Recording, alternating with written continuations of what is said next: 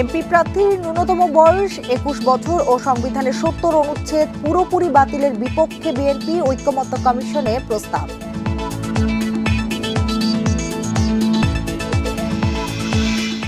নির্বাচনী রোডম্যাপ নিয়ে সরকারের আগে ইসির কথা বলায় আপত্তি এনসিপির, সংস্কারের সুপারিশ বাস্তবায়নে জোর।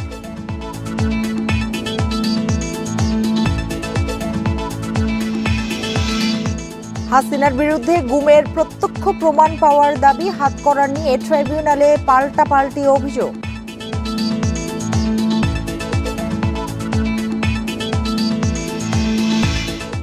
ভবেশ রায়ের মৃত্যু নিয়ে ঢাকা দিল্লির টানাপোড়েন, হত্যা নয় অসুস্থতায় মৃত্যু, প্রাথমিক তদন্ত শেষে জানালো পুলিশ।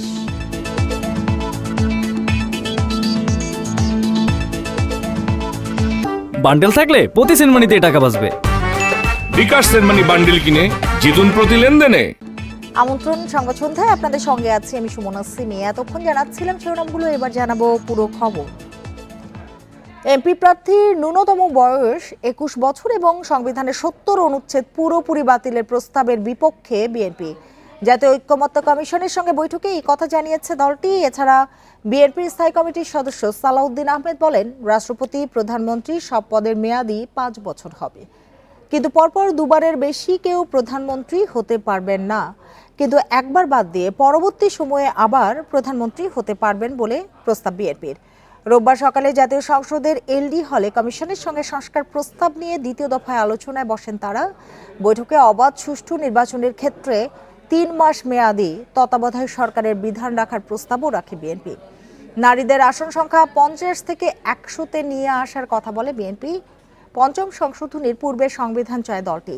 বৃহস্পতিবার সংবিধান সংস্কারের ৭৬ প্রস্তাবের ২৫টিতে দ্বিমত জানিয়েছিল বিএনপি। আংশিক মতৈক্য হয়েছিল আরও ২৫টিতে।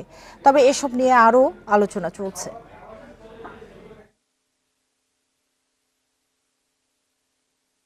আমরা সব বিষয়ে খুব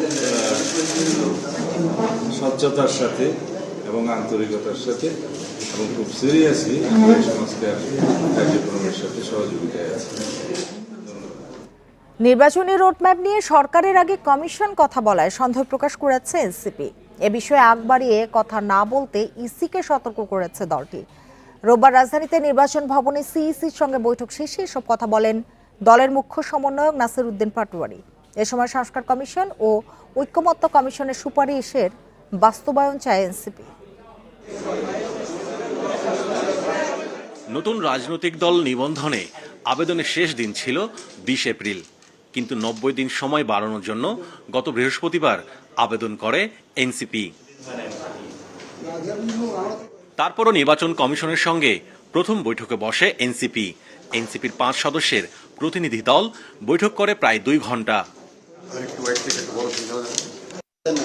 বৈঠক শেষে এনসিপি জানায়, সংস্কার প্রক্রিয়ার মধ্যে দিয়ে যাচ্ছে দেশ। নির্বাচন কমিশনকেও সংস্কারের আওতায় আনার বিষয়ে সিইসির সাথে আলোচনা হয়েছে। নাসির উদ্দিন পাটোয়ারি বলেন, গত ৩টি নির্বাচনে যে কর্মকর্তারা অনিয়মে জড়িত ছিলেন তাদের দৃষ্টান্তমূলক শাস্তি দিতে হবে। গত 3টি নির্বাচনে যারা অংশগ্রহণ করেছিল, প্রার্থী এবং নির্বাচন কমিশনের অনেক কর্মকর্তা কর্মচারীবৃন্দ যারা এই বিষয়গুলোর সাথে জড়িত ছিল এবং তাদেরকে ইনভেস্টিগেশনের মাধ্যমে সঠিক প্রক্রিয়ার নিয়ে এসে দেশবাসীর সামনে দৃশ্যমান একটি বিচারের আওতায় নিয়ে আসতে হবে।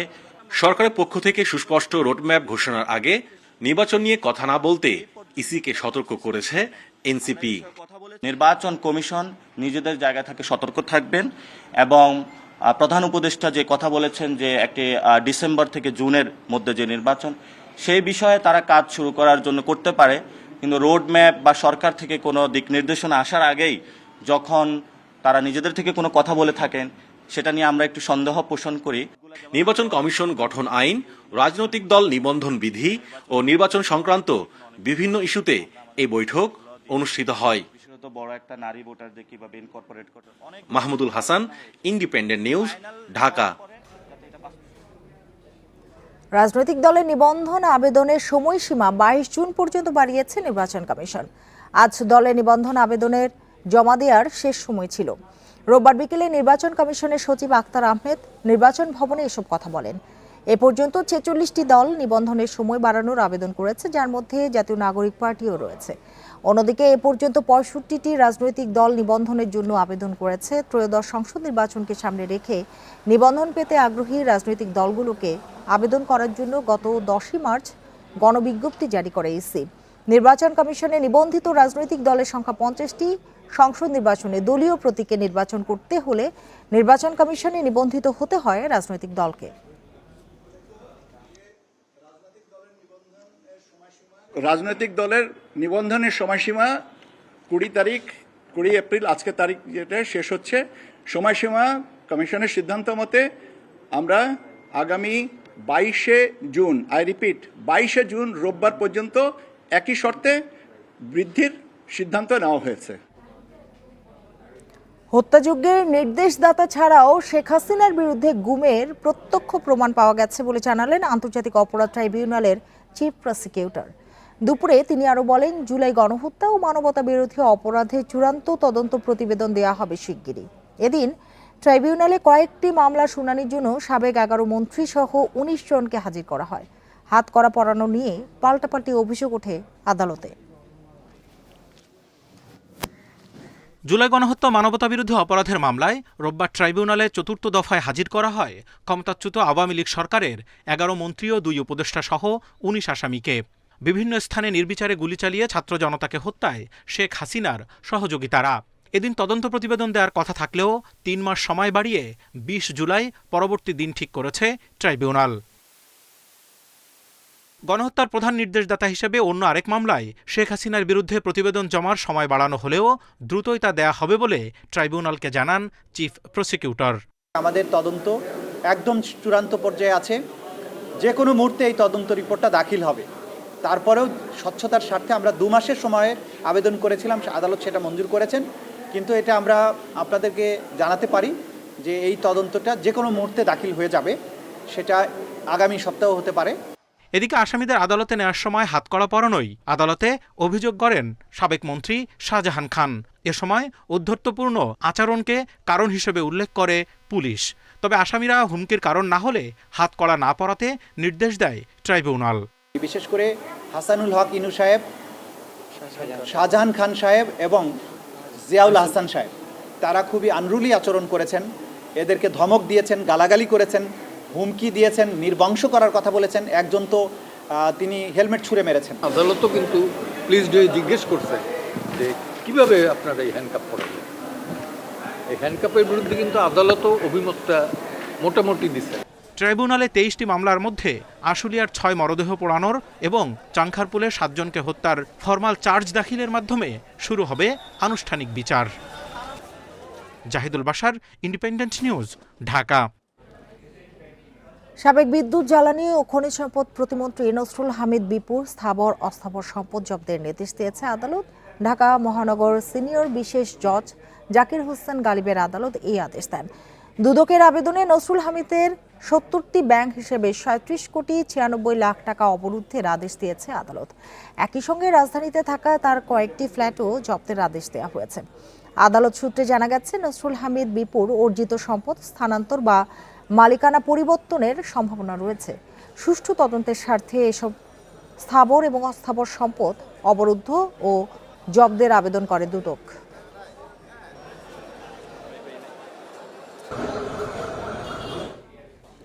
প্রাইম এশিয়ার শিক্ষার্থী জাহিদুল ইসলাম পারভেজকে পরিকল্পিতভাবে হত্যার অভিযোগ ছাত্রদলের।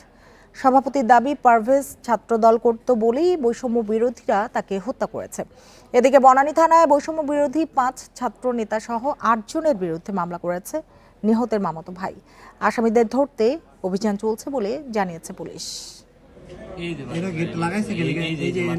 শনিবার বিকেলে ক্যাম্পাস থেকে বের হওয়ার পর প্রাইম এশিয়া বিশ্ববিদ্যালয়ের টেক্সটাইল ইঞ্জিনিয়ারিং শিক্ষার্থী পারভেজকে ছুরিকাঘাতে হত্যা করে একদল যুবক।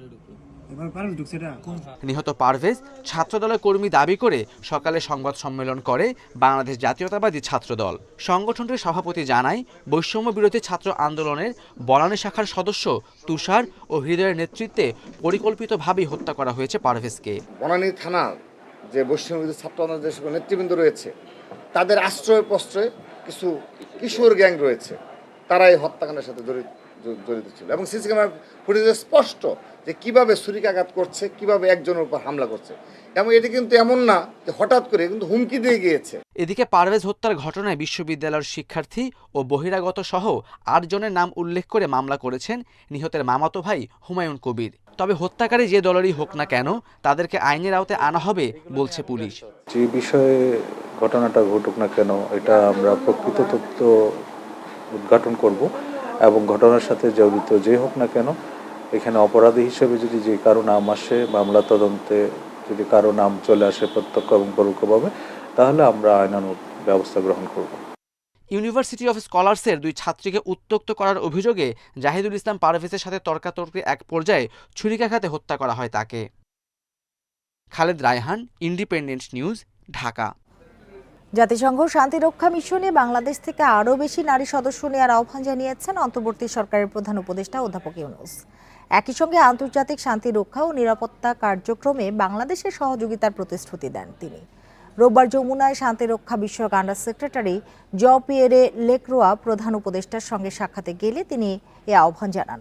এ সময় জাতিসংঘের আন্ডার সেক্রেটারি বলেন, শান্তিরক্ষায় নারীদের সম্পৃক্ততা বাড়ানোর প্রক্রিয়া চলছে। জাতিসংঘ নারীদের নির্দিষ্ট কিছু ভূমিকায় সীমাবদ্ধ রাখতে চায় না বলেও জানান তিনি। বাংলাদেশ নিয়মিতভাবে শান্তিরক্ষা মিশনের সদস্য পাঠানো শীর্ষ 3টি দেশের মধ্যে একটি। বর্তমানে 11টি মিশনের মধ্যে 10টিতে বাংলাদেশের মোট 5,677 জন কর্মী রয়েছেন।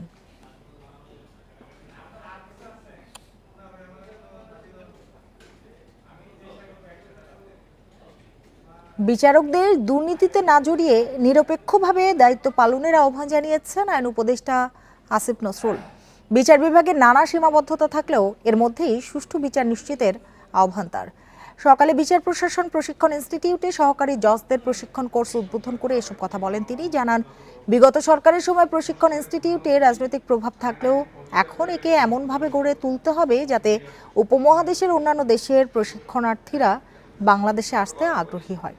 এছাড়া কোটা আন্দোলনের সময় গ্রেপ্তার 17 বছর বয়সী শিক্ষার্থী হাসনাতুল ইসলাম ফাইয়াজের মামলা তদন্ত দ্রুত শেষ করার তাগিদও দেন তিনি। এর আগে এ প্রশ্নে আইন মন্ত্রণালয়ের পক্ষে কিছু করা সম্ভব নয় বলেও জানান অন্তর্বর্তী সরকারের এই উপদেষ্টা।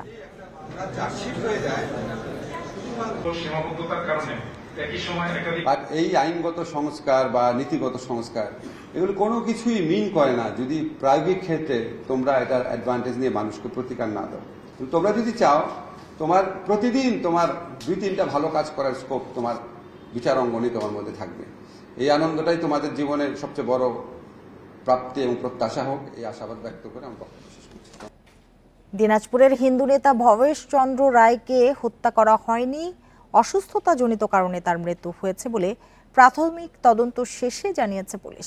তবে পরিবারের পক্ষ থেকে মৃত্যুর ঘটনা রহস্যজনক দাবি করায় তার মরদেহের ময়না তদন্ত করা হচ্ছে। এদিকে ভারত সরকার ভবেশের মৃত্যুকে হিন্দু নির্যাতন হিসেবে দাবি করায় 2 প্রতিবেশী দেশের সম্পর্কে ফের টানাপোড়েন তৈরি হয়েছে। জুলাই গণ অভ্যুত্থানে আওয়ামী লীগ সরকার পতনের 8 মাস পেরিয়ে গেলেও প্রতিবেশী ভারতের সঙ্গে সম্পর্ক এখনো স্বাভাবিক হয়নি। দিনাজপুরে হিন্দু সম্প্রদায়ের নেতা ভবেশ চন্দ্র রায়ের মৃত্যুর পর ভারত সরকার সেটিকে হত্যাকাণ্ড দাবি করায় আবারও 2 দেশের সম্পর্ক শীতল হওয়ার শঙ্কা দেখা দিয়েছে। শনিবার ভারতের পররাষ্ট্র মন্ত্রণালয়ের মুখপাত্র এক বিবৃতিতে দিনাজপুরে ভবেশ চন্দ্র রায়ের মৃত্যুকে অন্তর্বর্তীকালীন সরকারের অধীনে হিন্দু সংখ্যালঘুদের উপর সংগঠিত নিপীড়নের ধারাবাহিকতা বলে মন্তব্য করেন।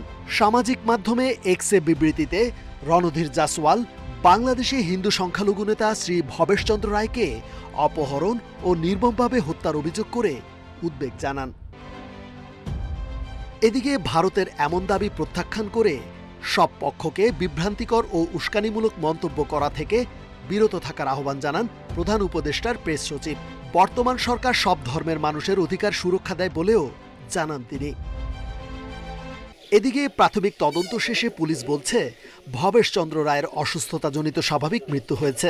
বৃহস্পতিবার বিকেলে স্থানীয় রতন সহ পূর্ব পরিচিত কয়েকজনের সাথে বাড়ি থেকে বের হন ভবেশ। পরে চায়ের দোকানে আড্ডার এক পর্যায়ে অসুস্থ হয়ে পড়লে সঙ্গীরা তাকে হাসপাতাল নিয়ে যায়। সেখানে চিকিৎসক তাকে মৃত ঘোষণা করেন। এখানে অপহরণ বা নির্যাতনের কোনো আলামত পায়নি পুলিশ। তাদের সাথে থাকা অবস্থায় সে চা খেয়েছে, দোকানে বসে সিগারেট খেয়েছে, পান খেয়েছে, সেখানে সে অসুস্থ হয়েছে। তারপরে তারাই তাকে ডাক্তারের কাছে নিয়ে গেছে, অ্যাম্বুলেন্স নিয়ে আসছে, মেডিকেলে নিয়ে গেছে, মেডিকেল কলেজ হাসপাতাল গেছে, দিনাজপুর ডাক্তার তাকে মৃত্যু ঘোষণা করছে। যেহেতু পরিবার একটা প্রশ্ন তুলছে, এই জন্য আমরা সুরতাল করেছি, পোস্টমর্টমের ব্যবস্থা করেছি। মৃত্যুর ঘটনা নিয়ে প্রশ্ন ওঠায় মরদেহ ময়নাতদন্তের জন্য পাঠানো হয়েছে। ভবেশের মৃত্যুর ঘটনায় কোনো অভিযোগ বা মামলা করেনি পরিবার। ওয়ানুল হক, ইন্ডিপেন্ডেন্ট নিউজ, ঢাকা। 48 ঘন্টার আলটিমেটাম দিয়ে মহাসমাবেশ কর্মসূচি শেষ করেছে ঢাকার পলিটেকনিক ইনস্টিটিউটের শিক্ষার্থীরা। মঙ্গলবার দুপুর 12টার মধ্যে দাবি না মানলে লং মার্চ কিংবা বাংলা ব্লকেডের মতো কর্মসূচির হুঁশিয়ারি দিয়েছেন তারা। রোববার দুপুর 12টার দিকে আগারগাঁওয়ে মহিলা পলিটেকনিক ইনস্টিটিউটের সামনের সড়কে জড়ো হন শিক্ষার্থীরা। সেখানে প্রায় 1.5 ঘন্টা তারা অবস্থান কর্মসূচি পালন করেন। তাদের সাথে যোগ দেয় পলিটেকনিকের সাবেক শিক্ষার্থীরা। এ সময় তারা বিভিন্ন দাবি তুলে ধরেন। সরকার তাদের দাবি মেনে না নেওয়ায় বাধ্য হয়ে আন্দোলনে নামতে হচ্ছে। এতে শিক্ষা কার্যক্রম ব্যাহত হচ্ছে বলেও জানান শিক্ষার্থীরা। বলেন, যতদিন দাবি মেনে না নেওয়া হবে ততদিন ক্লাস পরীক্ষা থেকে বিরত থাকবেন তারা। 48 ঘন্টা সময় বেঁধে দিয়েছি। 48 ঘন্টার মধ্যে আমরা দৃশ্যমান পদক্ষেপ চাই। তা না হলে কঠোর থেকে কঠোর কর্মসূচির দিকে যাব। মৌখিক বা আমরা কোনো লিখিত কোনো আশ্বাস পাই নাই। দেখেন, আমরা হচ্ছে স্টুডেন্ট, আমরা বিগত 8 মাস যাবত আন্দোলন করতেছি, আমাদের পড়াশোনার ক্ষতি হচ্ছে। আমরা চাই যে আমাদের প্রতিষ্ঠানে ফিরে যাইতে। আমরা কারিগরি মন্ত্রণালয় চাই, কারিগরি কোনো বোর্ড থাকবে না, একটা মন্ত্রণালয় বানানো হোক। 6 দফা দাবিতে সারা দেশে মহাসমাবেশ করছে পলিটেকনিক ইনস্টিটিউটের শিক্ষার্থীরা। বেলা 11:30 থেকে দুপুর 12:30 পর্যন্ত খুলনার খালিশপুরে সরকারি পলিটেকনিক ইনস্টিটিউটে হয় সমাবেশটি। বরিশালেও পলিটেকনিকের শিক্ষার্থীরা মিছিল নিয়ে কেন্দ্রীয় শহীদ মিনার চত্বরে জড়ো হন। সমাবেশে বরিশাল পলিটেকনিক শিক্ষার্থীদের সাথে বিভিন্ন সরকারি ও বেসরকারি পলিটেকনিকের শিক্ষার্থীরা, সাবেক শিক্ষার্থীরাও অংশ নেন। আন্দোলনকারীরা জানান, দাবি আদায় না হওয়া পর্যন্ত ধারাবাহিকভাবে কর্মসূচি চলবে। এদিকে বগুড়া, লক্ষ্মীপুর, জামালপুর, সিলেট, নওগাঁতেও মহাসমাবেশ ও প্রতিবাদ কর্মসূচি পালন করেছেন পলিটেকনিক শিক্ষার্থীরা। ঘণ্টাব্যাপী বিক্ষোভের পর তাদের মিছিল শহরের প্রধান সড়ক ঘুরে আসে।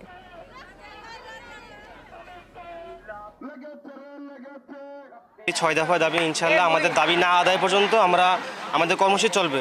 জেলা প্রশাসক দিছে বহুতবার, এখন তারপরে এটা বাস্তবায়নে কোনো আমরা ফল পাই নাই। তার জন্য তো আমাদের এই কঠোর কর্মসূচি, যতদিন যাবে কর্মসূচি তত কঠোর ঘোষণা হবে। যদি আমাদেরকে আজকের পরেও যদি আমাদের এই 6 দফা দাবি বাস্তবায়ন না করা হয়, তাহলে আমরা এর থেকে কঠোর আন্দোলনে নামবো ইনশাল্লাহ। পায়রা সমুদ্র বন্দর প্রকল্প ব্যর্থ হয়েছে, তাই অর্থনীতির ভবিষ্যৎ চাহিদা মাথায় রেখে চট্টগ্রামের সমুদ্র উপকূলে বে টার্মিনালের অবকাঠামো প্রস্তুত করা হবে। বিশ্বব্যাংকের সহায়তায় 13,500 কোটি টাকার এ প্রকল্প অনুমোদন দিয়েছে একনেক। রোববার রাজধানীতে একনেক সভা শেষে পরিকল্পনা উপদেষ্টা বলেন, ভারতের সহায়তা ছাড়া তিস্তা প্রকল্প বাস্তবায়ন সহজ নয়। বড় অঙ্কের অর্থ ব্যয় করে বিদায়ী সরকার পায়রা সমুদ্র বন্দর নির্মাণের কাজ শুরু করে, কিন্তু মাঝপথে তার যৌক্তিকতা নিয়ে প্রশ্ন তুলছে অন্তর্বর্তী সরকার। বলা হচ্ছে, নিয়মিত ড্রেজিংয়ে বিশাল অঙ্কের খরচের চাপ আর কম গভীরতায় জাহাজ চলাচল ব্যাহত হচ্ছে। এমন অবস্থায় দেশের ব্যবসা বাণিজ্য, অর্থনীতির ভবিষ্যৎ বিবেচনায় মাতারবাড়ি গভীর সমুদ্র বন্দর এবং চট্টগ্রামে বে টার্মিনাল স্থাপনে জোর দিচ্ছে সরকার। সমুদ্রের উপকূলে বাঁধ দিয়ে মেরিন অবকাঠামো নির্মাণে 9,300 কোটি টাকা ঋণ দিচ্ছে বিশ্বব্যাংক। পরে যুক্ত হবে 4টি টার্মিনাল, যার 2টি পিপিপিতে নির্মাণ করবে আরব আমিরাতের ডিপি ওয়ার্ল্ড ও সিঙ্গাপুরের ঠিকাদার। সমুদ্রের মধ্যে যাতে ঝড় বা বড় ঢেউ না আসে, সেজন্য ব্রেকওয়াটার নির্মাণ করতে হয়। আর বন্দরের পিছন দিকের একটা পরিকাঠামো লাগে, এটাকে বলে বন্দরের হিন্টারল্যান্ড, মানে পিছনের দিক। এগুলা তৈরির প্রকল্প, এটা বিশ্বব্যাংকের সহায়তায় হবে। এ সময় বলা হয়, যুক্তরাষ্ট্রের ট্রাম্প প্রশাসনের যে নীতি, তাতে রোহিঙ্গাদের জন্য জাতিসংঘের সহায়তার ভবিষ্যৎ নিয়ে সংশয় আছে। সাংবাদিকদের প্রশ্নের জবাবে উপদেষ্টা বলেন, তিস্তা প্রকল্পের সম্ভাব্যতাও যাচাই করা হয়নি। তিস্তা প্রকল্প যেই পানি আসে ভারতের সহযোগিতা ছাড়া, এটা আসলে কি হবে, সত্যিকার আমরা যতটুকু পানি পাই সেটার পূর্ণ ব্যবহার কিভাবে করতে পারি, জলাধার কিছু নির্মাণ করা যায় কিনা, কিছু পানি আটকে রাখা যায় কিনা, এটার পূর্ণাঙ্গ কোনো পরিকল্পনা এখনো তৈরি হয়নি। একনেক সভায় মোট 16 প্রকল্প অনুমোদন হয়েছে। ব্যয় হবে 24,247 কোটি টাকা। বেসরকারি মাধ্যমিক স্কুল পরিদর্শনে চলমান প্রকল্পের জনবল রাজস্ব খাতে নিতে চায় সরকার। যারা আছে তারা এদেরকে চায় না এবং কোর্টে গিয়েছে। Hari Saha, independent news, Dhaka. এতক্ষণ সাথে থাকার জন্য ধন্যবাদ সবাইকে।